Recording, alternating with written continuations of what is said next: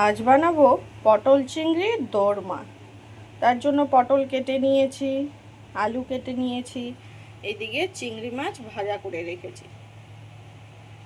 আলুগুলোকে লাল লাল করে ভেজে নেব, তারপর আলু পটলটাকে ভালো করে ভেজে নেব।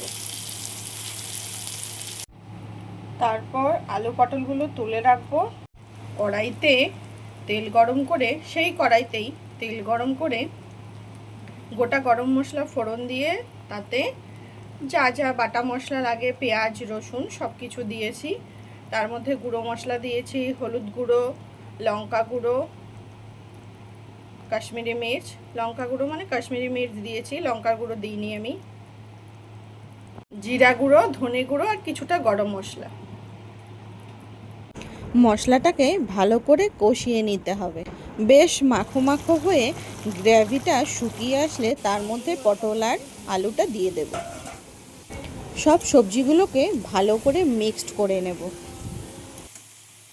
তারপর বেটে রাখা চার মগজ, কিছুটা কাজু আর একটু পোস্ত দিলাম। নারকেল বাটা বা নারকেল কোড়ানো থাকলে দিলে ভালো হতো।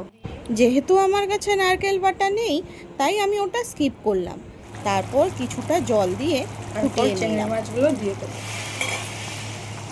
তারপর ঘি, গরম মশলা, কস্তুরি মেথি দিয়ে রেডি আমার চিংড়ি পটল কোরমা। চিংড়ি মাছ এমন একটা জিনিস, ওটাকে যে কিছু দিয়েই যাই দিয়ে বানাও না কেন, সেটার স্বাদটাই দ্বিগুণ হয়ে যায়। আজ দুপুরে লাঞ্চে আমাদের ছিল কলমি শাক, বড়লি মাছের ঝাল আর পটল চিংড়ির কোরমা। চলো তাড়াতাড়ি দুপুরের সেবাটা সেরে নিই, আবার দেখা হবে অন্য একটা ব্লগে। বাই বাই, সবাই ভালো থাকবে।